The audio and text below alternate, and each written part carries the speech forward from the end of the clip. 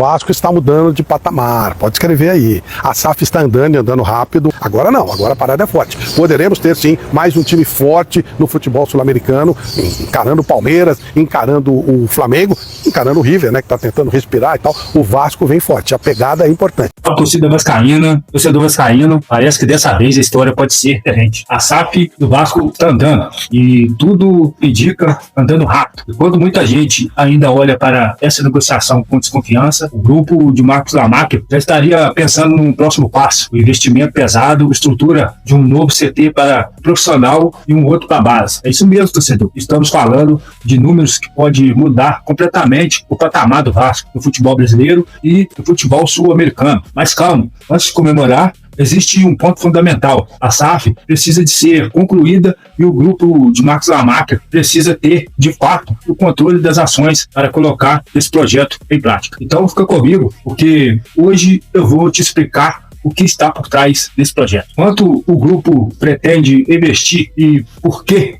se tudo realmente sair do papel, o Vasco pode estar começando uma nova era. Veja, torcedor. O Vasco está mudando de patamar, pode escrever aí. A SAF está andando e andando rápido. Esta semana, na última quinta-feira, o Marcos Lamáquia, o representante dele, né, teve uma reunião na Prefeitura do Rio de Janeiro, com arquitetos e tudo, já planejando o novo CT do Vasco da Gama. É lógico, né, primeiro tem que virar a SAF, tem que acertar com essa SAF, tem que comprar o que sobrou da 777 para não ter problemas. E aí o grupo do Marcos Lamáquia vai começar a fazer um CT que para o time profissional deve custar mais ou menos 120 milhões de reais. Mas vai ter um outro também de 30 milhões de reais para a base do Vasco. Além disso, ele vai assumir uma dívida de 1 bilhão que o Vasco tem e deixar também um cacife para que as outras dívidas, né, caso não sejam assumidas pelo clube, ele também assuma. O investimento previsto é de mais ou menos 3 bilhões e 600 milhões de reais. É muita grana, né? Mas para que isso aconteça, é preciso que ele tenha a posse das ações. Ninguém vai investir num clube onde você não tem o poder total. O grupo do Lamáquia vai ficar com entre 80% e 90%.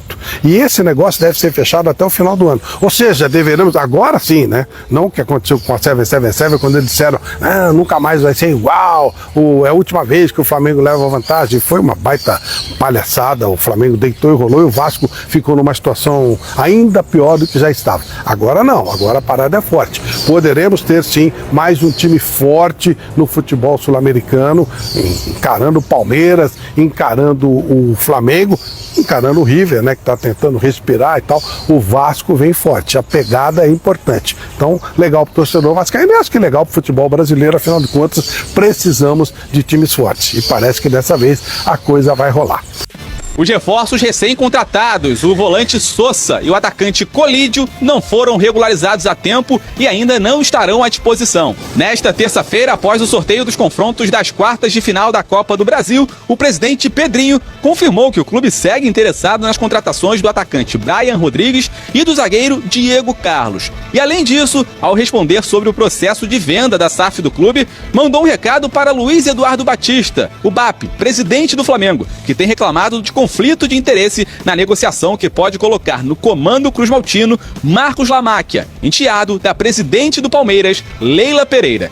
Dentro da normalidade, nós estamos seguindo à risca tudo o que é pedido pela Justiça, tudo o que é pedido pela CBF com relação a conflito de interesse, que não cai nem na questão do fair play financeiro, cai na questão de conflito de interesse. Está seguindo à risca todos os processos. E os que falam besteira sem saber, eles são contraditórios, porque a própria história não só de vida, mas de gestão deles, cai em contradição com o que eles falam. Então eles têm que se preocupar com os clubes deles e não se preocupar com o Vasco, porque o Vasco tem muito problema. E eu tenho muito problema para cuidar, para ficar dando ouvido para presidente que quer se meter em coisas que não são do seu clube. E eu estou falando diretamente pro BAP, que ele tem uma paixão louca pelo Vasco, eu estou começando a achar.